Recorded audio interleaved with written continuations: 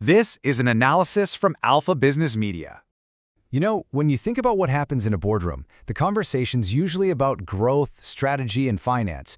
But there's this one detail, the Social Security Fund, or SSF, that's quietly becoming one of the biggest threats to corporate leaders. This isn't just another administrative task anymore. It's at direct risk to directors themselves. And that really brings us to the core question of this entire analysis. As a director, are your personal assets actually safe? A lot of leaders operate under the assumption that the corporate structure protects them from company liabilities. But as we're about to see, that assumption is becoming incredibly outdated and, frankly, quite dangerous. So how did this happen? How did a topic that's usually left to the HR or finance departments suddenly become a top-tier governance issue that could have personal consequences for every member of the board? Well, for far too long, SSF compliance has been treated as, a cash flow item, something you can maybe defer if you need to, rather than what it actually is, a core legal duty. And that is a huge strategic miscalculation, especially now as the entire landscape of corporate governance in Nepal is starting to shift. Okay, let's get into the legal side of things and look at how that traditional shield that has always protected directors is beginning to crack. For decades, the whole idea of the corporate veil has been the absolute bedrock of business. It's this legal concept that treats a company like a separate person. It's what encourages risk-taking because it protects the personal assets of the directors.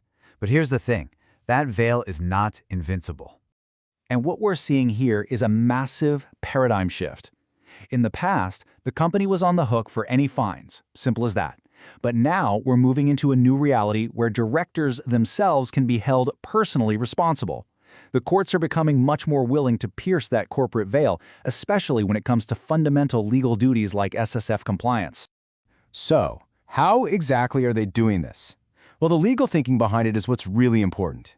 Failing to pay SSF contributions isn't being seen as just a financial default anymore. No, it's being reframed as a breach of trust, because the company is essentially misappropriating employee funds that it was holding. And the minute you reframe it that way, the consequences become incredibly severe. Once it's a breach of trust, the argument for holding directors personally liable becomes almost impossible to ignore. And that old excuse of, oh, I'm not involved in the day-to-day operations, well, that just starts to fall apart. This brings us to what is probably the single biggest compliance vulnerability for most companies in Nepal today. This is the area where this risk is most likely to become a reality. It's this: hiring full-time staff under consultancy agreements to avoid payroll obligations. This practice is a ticking time bomb. Regulators are now looking at substance over form. What that means is they don't care what the title on the contract is. They're going to look at the actual day-to-day working relationship to decide if that person is truly an employee. So how do they decide? They're going to use 4 pretty practical tests. First, the control test. Do you tell them when and how to work? Second, the financial test. Is your payment their main source of income? Third, the tools test. Are they using your office and your company laptop? And finally, the core function test. Is what they do essential to your main business? If the answers to these are mostly yes, then in the eyes of the law, they are an employee no matter what your contract says. And the consequences of getting this wrong are huge. We're talking about retroactive liability for years of unpaid contributions, plus massive fines and interest. This can create a catastrophic, unbudgeted financial crisis for the company, and it leads right back to direct, personal legal exposure for the directors who are in charge. But you might be thinking, is this all just a theoretical risk? Well, the analysis says no, not at all. There's a very clear legal precedent out there that shows us exactly where this is all going. All we have to do is look next door at India's experience with its own Provident Fund. Over a couple of decades, their courts went from protecting directors to holding them accountable, reframing non-payment as a breach of trust. Now, the responsibility is on the directors there to prove they did everything they could to prevent it. The projection is that Nepal will follow this exact same playbook, but much, much faster, with these standards likely becoming the norm by 2026. So what's the most likely way this will happen? It's a strategy we can call enforcement by example.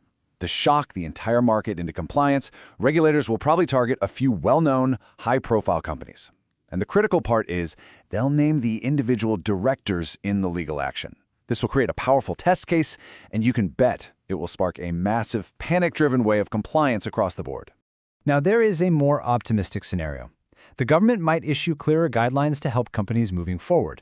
That would be great, but, and this is a huge but, It will not be an amnesty for past violations. Any liabilities you already have will still be there. All of this points to a new and frankly unavoidable responsibility for every single person sitting on a corporate board in Nepal. Here's the hard truth.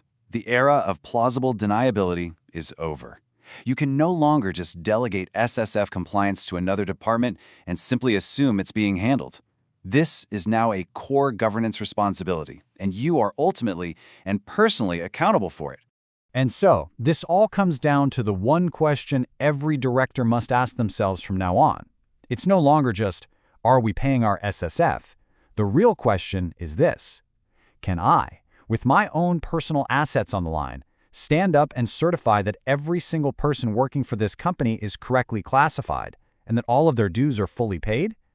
The answer to that question is what will define the new frontier of corporate risk in Nepal.